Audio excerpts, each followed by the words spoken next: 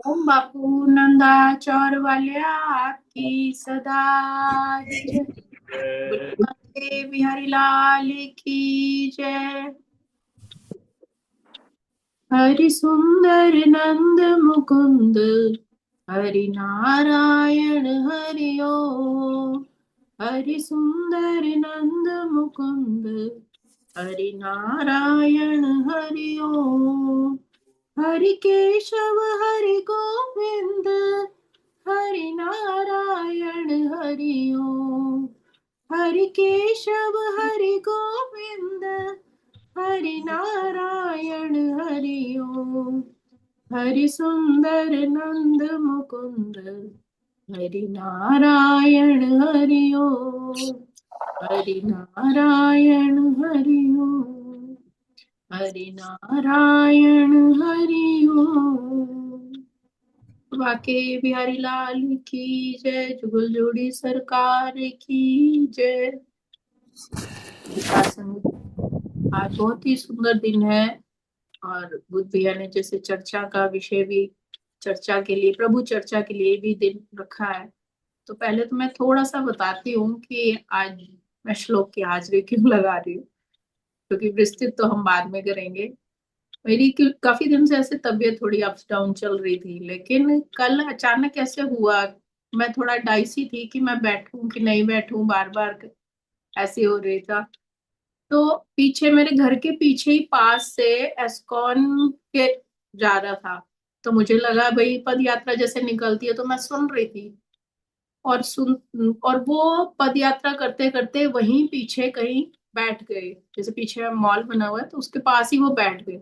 और जो वो मृदंग की आवाज हरे कृष्ण हरे राम की जो धुन उठी, तो मुझे ऐसे लगा कि जैसे प्रभु कह रहे हैं कि तू कोशिश तो कर, जो सेवा है तू मेरा नाम गुणगान अब लेटे लेटे भी तो चल ही रहा है अंदर, तो क्यों ना बैठ के हाजिरी लगा ले। तो वो मुझे एक जैसे मैसेज मिला प्रभु का कि तू बैठ, मैं तेरे साथ हूँ। तो मुझे तब से ये लगा है कि ये सब सुख दुख ऊपर नीचे तो लाइफ में चलते रहते हैं, लेकिन अगर मालिक ने मुझे कोई सेवा दी है तो मैं उसको ईमानदारी से निभाऊं।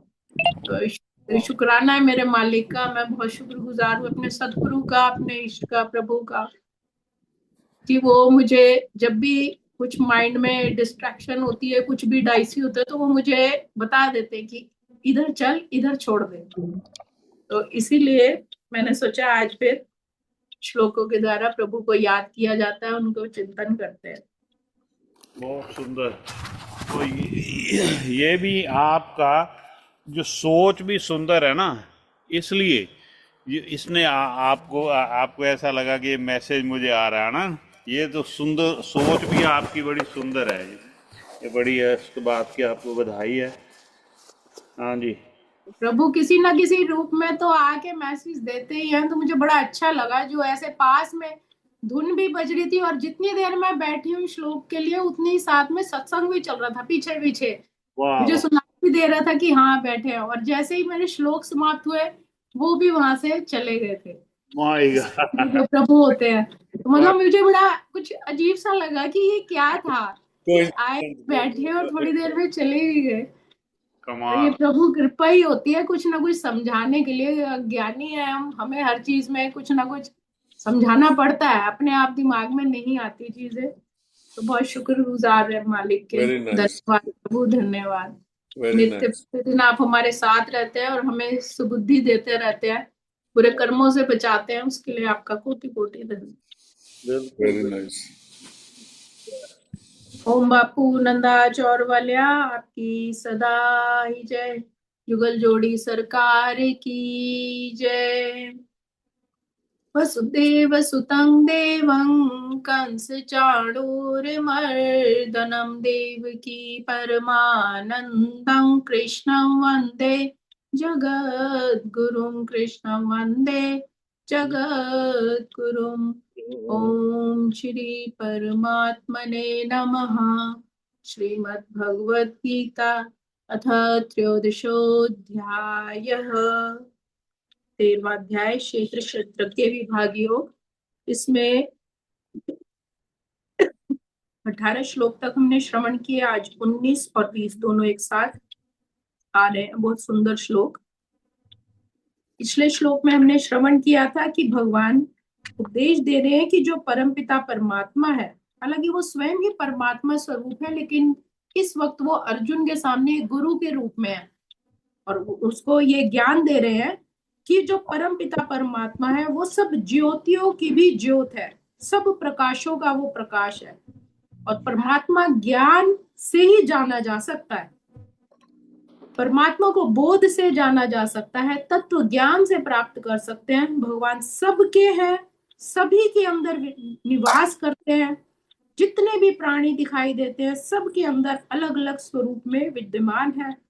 श्रद्धा रहित ज्ञानी पुरुष के लिए भगवान बहुत दूर है। श्रद्धा रहित, जिनके मन में विश्वास नहीं है, प्यार नहीं है उस परमात्मा के लिए, उसके लिए भगवान बहुत दूर है। लेकिन जो प्रेम से भरा हृदय है, उसमें सब जगह परमात्मा ही दिखाई देते हैं, उन्हें सब जगह परमात्मा ही दिखाई देते हैं। तो ये भगवान ने क्षेत्र ज्ञान ज्ञेय के रूप में कि आपका शरीर कैसा है, किस तरह ये विकारों का बना हुआ है, और तुम्हें किसको जानना है, उस आत्मा को जानना है, ये सब बता रहे हैं। तो ज्ञान का मतलब है जानना, समझना और उसकी अनुभूति करना। अगर हम सिर्फ पढ़ते हैं तो ये सिर्फ एक श्रवण क्रिया ही हो गई, एक जानकारी हो गई, लेकिन जब उसको हम अंदर ग्रहण भी करते हैं और धीरे धीरे फिर उसकी अनुभूति भी करते हैं, तब ये विशेष ज्ञान हो जाता है। भक्तों को जब उसकी अनुभूति हो जाती है तो वह भाव को प्राप्त हो जाते हैं।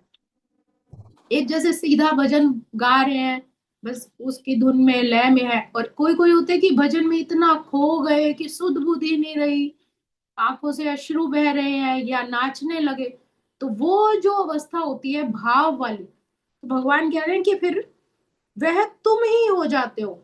मतलब वो परमात्मा स्वरूप, उसकी जो लौ है अंदर की, जो एक होती है ना, वो उसके साथ तार जुड़ जाती है।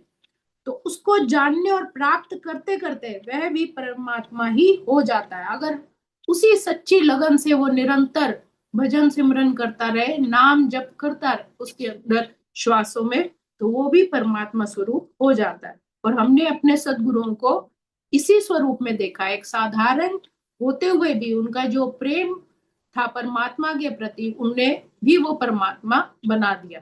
जिन्हें आज हम पूजते हैं, नमन करते हैं, उनके चरणों में अपना शीश झुकाते हैं। अगले श्लोक। प्रकृतिम पुरुष चैव विद्य विद्य नादि उभावपि विकारांश गुणांश्चैव विद्धि प्रकृति संभवान कार्य करण कृत्वे हेतु प्रकृति रुच्यते पुरुष सुख दुखानां भोक्तृत्वे हेतु रुच्यते। ये दोनों श्लोक साथ साथ में थे, इसीलिए इनको साथ में लिया है। जैसे पीछे भगवान ने क्षेत्र क्षेत्रज्ञ के बारे में बताया, अब यहाँ पे प्रकृति और पुरुष के बारे में प्रभु ज्ञान दे रहे हैं कि प्रकृति और पुरुष दोनों को ही तुम अनादि समझो, और विकारों को तथा गुणों को भी प्रकृति से ही उत्पन्न समझो। कार्य और करण के द्वारा होने वाली क्रियाओं को उत्पन्न करने में प्रकृति हेतु कही जाती है, और सुख दुखों के भोक्तापन में पुरुष हेतु कहा जाता है। अब इसके अर्थ को समझते हैं कि हाँ, क्या मैं वही प्रभु कह कह रहा रहे था, हैं। मुझे तो समझ नहीं लगी भाई, सच्ची बात। जी जी जी। अब इसको हम आसान समझने का जो है प्रयास करते हैं। अब भगवान कह रहे हैं कि ये जो सारा संसार है, ये प्रकृति और पुरुष दो तत्वों से मिलकर बना हुआ है। प्रकृति जो सारा संसार है, और पुरुष। प्रकृति एक तरह से आप ये समझते हैं जो नेचर है, मूल प्रकृति है, मटेरियल जो नेचर है, और जो पुरुष है वो जीवात्मा है। पुरुष जो शब्द बना है वो पुरी से बना है। पुरी मतलब हमारा शरीर। जैसे अयोध्यापुरी में कौन निवास करते हैं? श्री राम। जगन्नाथपुरी में जगन्नाथ जी निवास करते, तो वो भी पुरी कहा है ना, जहाँ परमात्मा का निवास है। तो जो हमारा शरीर है, जैसे नानक जी कहते हैं महला, महल कहते हैं ना उसको। तो ये पुरी का भी इसका नाम दिया गया है कि ये पुरी है। बहुत सारी चीजें इसके अंदर, जैसे पिछले श्लोकों में हमने पढ़ा। तो इस पुरी में जो जीवात्मा रहती है वो पुरुष है। इसका पुरुष मतलब वो स्त्री पुरुष वाला नहीं, जीवात्मा से संबंध है इसका। और दो कहे गए हैं कि ये जो नेचर थी, मूल प्रकृति भी कितने सालों साल से ही है, और ये जीवात्मा भी अनादि है। ऐसे ही ये प्रकृति भी अनादि है और पुरुष भी अनादि है। इन दोनों के अनादिपन में कोई फर्क नहीं, किंतु दोनों के स्वरूप में फर्क है। इसको अनादि कहा कि मतलब जो कभी पैदा ही नहीं हुई, और आत्मा भी कभी पैदा नहीं हुई।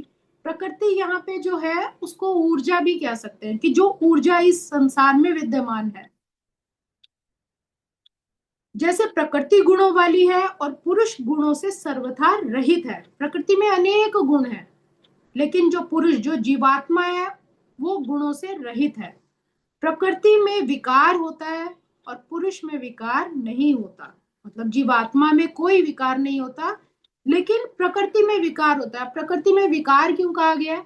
कि जैसे एक बीज है, बीज को देखने में लगेगा कि जैसे कुछ भी नहीं है, उसको तोड़ के देखो कुछ भी नहीं है, लेकिन जैसे ही वो मिट्टी में गया, उसने अपना स्वरूप समाप्त कर दिया, और उसी में से एक विशाल वृक्ष उत्पन्न हो जाता है समय आने पर। और कई तरह के पत्ते, फूल, कलियां, टहनियां, छोटी बड़ी सभी उसके ऊपर आ जाते हैं, और फिर उनके ऊपर फिर वो बीज दोबारा, वो जो मिट्टी में गया था वो अब उस वृक्ष के ऊपर आ गया। तो वो पहले उसने अपना स्वरूप उसका खत्म हो गया, इसीलिए प्रकृति को विकार कहा गया। विकारी का मतलब हो गया परिवर्तनशील, जो चेंज होता रहता है। मटेरियल जो नेचर में चेंज होता रहता है, जीवात्मा कभी चेंज नहीं होती। तो प्रकृति जगत कारण बनती है और पुरुष किसी का भी कारण नहीं बनता। प्रकृति में कार्य और करण भाव है, और पुरुष कार्य तथा करण भाव से रहित है। जो कुछ भी हो रहा है वो प्रकृति के कारण हो रहा है, नेचर के कारण हो रहा है, लेकिन जीवात्मा पे इसका, वो किसी का कारण नहीं है। उभो एव, इसका कहने का मतलब है इस बात का कि प्रकृति और पुरुष दोनों अलग अलग है। अतः जैसे प्रकृति और पुरुष अनादि है, ऐसे इन दोनों का भेद विवेक अर्थात वो भी अनादि है।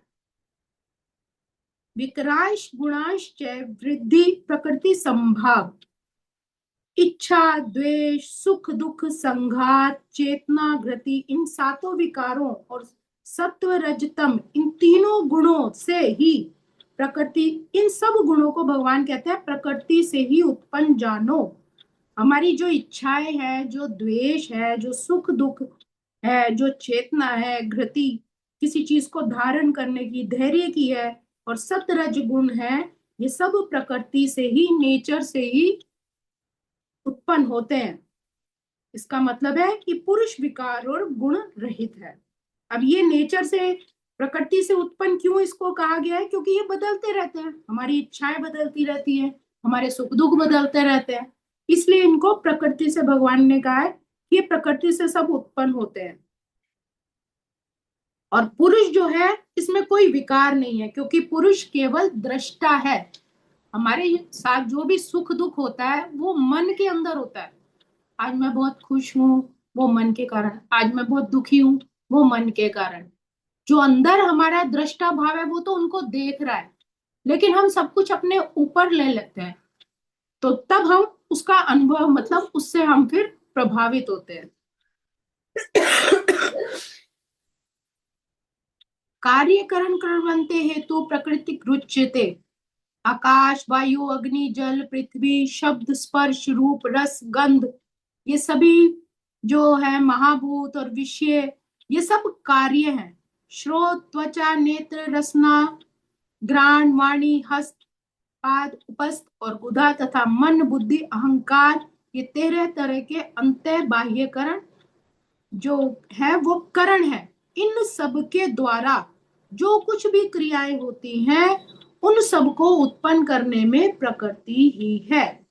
कहने का भाव है कि जैसे हमारे हाथ चलते हैं, दिमाग सोचता है, आंखें देखती हैं, तो ये सब प्रकृति के कारण होता है। क्योंकि हाथ तो जड़ हो गया ना, उसके अंदर तो शक्ति है ही नहीं कुछ करने की। अगर उसके अंदर प्रकृति है हमारी इंद्रियों में, तभी वो हाथ चलेगा या हमारी दृष्टि जो है किसी चीज को देख पाएगी। तो इसलिए भगवान कह रहे हैं कि जो भी स्रोत है, त्वचा, नेत्र, रसना, जितनी भी ये क्रियाएं होती है हमारे अंतःकरण से, बाह्यकरण से, इंद्रियों से, या इंद्रियों के जो विषय हैं, उन सब को जो भी वो क्रियाएं करती है, उन सब में प्रकृति का ही हाथ होता है। अर्थात प्रकृति के कारण ही वो सब कुछ कर पाती है। पुरुष पुरुषः सुख दुःखाना भोक्तृत्वे हेतुरुच्यते। अनुकूल प्रतिकूल परिस्थिति आने पर जो सुखी, मतलब राजी होना, यह सुख का जो अनुभव है, और प्रतिकूल परिस्थिति आने पर जो दुख हो जाता है, हम नाराज हो जाते हैं, इसका जो दुख का जो अनुभव है, यह सुख और दुख का जो अनुभव है, ये चेतना में होता है। यह सुख दुख का अनुभव हम चेतना में ही करते हैं। अगर हम मृत हो जाए कोई व्यक्ति, तो उसको चाहे काटो जलाओ कोई फर्क नहीं पड़ेगा, अगर वो चेतन अवस्था में है। अब हम जैसे चेतन अवस्था में, अगर हमारी उंगली पर कोई कट लग जाए या हमारी आंख में कोई चीज डल जाए, तभी तो हम उसको महसूस कर पा रहे हैं, क्योंकि अंदर जीवात्मा है, आत्मा तो है ना हमारे अंदर। इसीलिए हम इन क्रियाओं को महसूस कर पाते हैं, अनुभव कर पाते हैं। जो मृत है, जिसके अंदर पुरुष अर्थात जो चेतन ही नहीं है, फिर जो जड़ है उसमें कुछ भी फर्क नहीं पड़ता है। इसीलिए जब जीवात्मा निकल जाती है तो अपने अपने धर्म के अनुसार उसका फिर संस्कार कर दिया जाता है कि वो सिर्फ मिट्टी रह जाती है और कुछ नहीं। क्योंकि जड़ प्रकृति में सुख दुख होने की सामर्थ्य ही नहीं। हमारे शरीर में इतनी ताकत नहीं है कि वो सुख दुख को अनुभव करे। अनुभव करने के लिए चेतना होती है। अगर पुरुष प्रतिकूल अनुकूल परिस्थिति में मिलकर राजी या नाराज ना हो, तो वह सुख दुख का भोक्ता नहीं बन सकता। अगर हम अपने मन को सुख दुख परिस्थितियों में समभाव कर ले, तो भगवान कह रहे हैं फिर सिर्फ कर्तापन अगर रहेगा तो फिर वो भी परेशान नहीं होगा, प्रभावित नहीं होगा। भगवान ने अपरा जड़ और पराचेतन नाम से दो प्रकृतियों का पहले ही वर्णन किया। अर्थात अपने आप को जो कर्तापन मानता है वही भ्रम है। सुख दुख का जो विकार होता है वह जड़ अंश में होता है। सुख दुख अर्थात जड़ अंश, मतलब ये हमारे शरीर जो है, पर जड़ता से तादात्म्यता होने के कारण उसका परिणाम हमारी चेतना पर भी पड़ता है। जो भी हमारे सामने घटना होती है वो हमारे दिल को छू जाती है, उसी की वजह से हम सुख और दुख का अनुभव करते हैं। सुख दुख का परिणाम चेतना पर होता है, तभी वह सुख दुख से मुक्ति भी चाहता है। कोई बहुत ज्यादा नुकसान हो जाना, बहुत भारी शारीरिक कष्ट आ जाना, या किसी अपने प्रियजन के चले जाना, ये कुछ चीजें इतनी प्रभावित करती हैं, अंदर तक इतना दुखी कर देती है कि कहते हैं कि बस प्रभु अब मुक्ति दे दो। कोई बेचारा इतना गरीब है कि अपने बच्चे नहीं पाल सकता, बहुत दुखी है, तो वो कहेगा प्रभु इतने भूखे रहने से तो अच्छा है कि बस मुझे मृत्यु आ जाए। या किसी का बहुत प्यारा चला गया तो कहते हैं कि नहीं, हम उनके जाने से बहुत दुखी है, हमें भी मृत्यु आ जाए। तो ऐसे सुख दुख, क्योंकि उसके साथ अपना अटैचमेंट कर लिया, एकात्मकता कर ली, तो इसलिए भगवान कहते हैं, इसीलिए हर मनुष्य जो सुख दुख का परिणाम जो चेतना पर पड़ता है, हम उसके साथ अपनी आइडेंटिटी जो बना लेते हैं, इसलिए वो हमें प्रभावित करते हैं, और इसीलिए हम उनसे मुक्ति भी पाना चाहते हैं। कोई भी दुख में नहीं रहना चाहता। इवन आप देखें कि या सत्संग में ही थोड़ी देर बैठे, उसके बाद सब चाहेंगे कि बस बहुत सत्संग हो गया, अब कुछ चाहिए, चेंज चाहिए। मतलब साधु महापुरुषों की तो अवस्था अलग होती है, लेकिन सांसारिक जीव आत्माओं की बात कर रहे हैं। क्रिमिनेशन ग्राउंड में भी जाते हैं तो बस बाहर निकल के कहते हैं चलो उस नेगेटिव एनवायरनमेंट से बाहर निकले। लेकिन वो तो जीवन की सच्चाई है ना, वो तो सबके साथ होना ही है, होता रहा है, हो रहा है और आगे भी होगा। तो एक वो है कि मुक्ति चाहते हैं, वो नेगेटिव या दुख वाली बातों को हमारा हृदय स्वीकार नहीं करता, इसी से मुक्ति चाहते हैं। तो जो अपने को सुखी दुखी मानता है वह सुख दुख विकार से अपनी मुक्ति चाहता है, और उसकी फिर मुक्ति होती भी है। तो भोगों की इच्छा में जड़ की मुख्यता होती है, इसलिए अंत में कल्याण का भागी चेतना ही होता है, जड़ नहीं। सब विकार परिवर्तनशील में ही होते हैं। जो हमारा ये शरीर है ये सब विकारों के कारण ही होता है, चेतन स्वयं ज्यों का त्यों अपरिवर्तनशील रहता है। यह सबका अनुभव भी है, और हम सुख में दूसरे तथा दुख में दूसरे नहीं हो जाते। सुख में भी हम वही है, दुख में भी हम वही है, सिर्फ हमारे भाव और अनुभव का बदल जाते हैं। तो सुख और दुख दोनों अलग अलग हैं, पर हम एक ही रहते हैं, इसलिए कभी सुख और कभी हमें दुख का अनुभव होता है। इसलिए इसलिए भगवान कह रहे हैं कि उसके साथ अपना एकात्मकता नहीं रखनी, अटैचमेंट नहीं रखना, उसको एक दृष्टा भाव से रखना है कि अगर सुख आया है तो बहुत अच्छी बात है, समय के साथ वो भी जाएगा, और दुख आया है तो ये भी परमात्मा की कृपा है, उसमें संघर्ष करना है, ये भी थोड़े समय बाद चला जाएगा। जो एक शरीर है, तो प्रकृति और पुरुष को एक जो सिंपल से सिंपल एग्जाम्पल है उसको ऐसे समझा जा सकता है कि जो प्रकृति है वो हमारा शरीर, जैसे गाड़ी हो गई, और उसके अंदर जो बैठा हुआ है ड्राइवर वो पुरुष, यानी कि हम आत्मा। अगर गाड़ी को चलाने वाला ड्राइवर अपनी डायरेक्शन भूल जाएगा तो उसके परिणाम भी भुगतने पड़ेंगे। तो और अगर वो अपने कंसंट्रेशन से चलाएगा, जो हमारी जीवात्मा है वो अपने शरीर को उस परमात्मा के रास्ते पर ले जाएगी, तो फिर कोई सुख दुख का उसको पार करते हुए अपने लक्ष्य की तरफ जाएगा। तो ये परमात्मा ने इन श्लोकों में उपदेश दिया है। आज के श्लोकों को हम यही विराम देते हैं। ओम श्री कृष्णार्पणमस्तु। हरे नमः, हरे नमः, हरे नमः। भजमन नारायण नारायण नारायण, श्रीमन नारायण नारायण नारायण, भव से तारायण तारायण तारायण, स्वामी नारायण नारायण नारायण। बुलवा के बिहारी लाल की जय, जोड़ी सरकार की जय, श्रीमद् भगवत गीता की जय, मेरे सदगुरु महाराज की जय। वाह जी वाह, बहुत बहुत धन्यवाद भगवान श्री कृष्ण का, अर्जुन जी का और हमारी बहन का भाई। और आपकी सेहत ठीक रहे, हाँ दीर्घायु जी, और आनंद में रहो। बहुत सुंदर अब विचार। थोड़ा सा समझ आया भी है, श्लोकों का अर्थ थोड़ा सा क्लियर हुआ। हाँ, थोड़ा सा हुआ है। तो ये इसमें आप ये थोड़ा सा और बता दो भी, पुरुष जो है, जी पुरुष क्योंकि ये इसमें जो प्रकृति में भी दोष बताया है, प्रकृति में दोष है क्योंकि वो चेंज होती रहती है। जो जी चेंज होता है वो, जैसे आत्मा चेंज नहीं होती, आत्मा स्थिर है जैसे उसका स्वभाव है, तो जी उसमें जी नहीं जी है दोष, लेकिन प्रकृति में भी दोष बताया है। ये कमाल जी। की। हमारा शरीर प्रकृति है ना भैया, पंच तत्वों में विलीन होने वाला, एक जैसा नहीं रहता, इसलिए ये प्रकृति है। और कई इच्छाएं, कई सुख दुख, कई अप्स डाउन आते रहते हैं। और एक जैसी जो चीज है। हाँ, जो मतलब हमारे में दोष भी प्रकृति के कारण भी, क्योंकि अगर खाएं पिएंगे नहीं तो फिर कोई किसी तरह का कोई गलत बुरे विचार भी नहीं होंगे बिल्कुल है ना। ये प्रकृति से ही मिलता है, खाने पीने को सारा कुछ उसी के कारण होता है। वाह वाह, अच्छा। तो ये दर्शन अच्छा, मैं समझा आगे सोनिया के, अच्छा सोनिया जो को। शरीर है ना भैया, इसलिए उसको कहा है ना कि गाड़ी समझो आप, वो प्रकृति है, हम्म, और इसके अंदर चलाने वाला जो ड्राइवर है वो पुरुष है।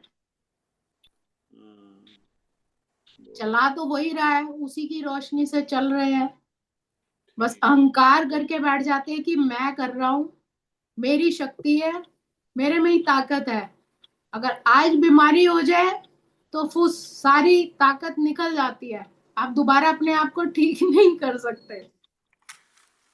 वाह जी वाह। तो कोई प्रभु कृपा करते हैं तो अपने आप ही फिर और चीजें किसी सेट को भी होती ये चली के जाती ऊपर है। पूछना है तो भाई संगीता से पूछ लो आपने, कि कोई किसी तरह का कोई क्वेश्चन आप, ठीक है, नहीं तो विश्राम दें फिर इनको।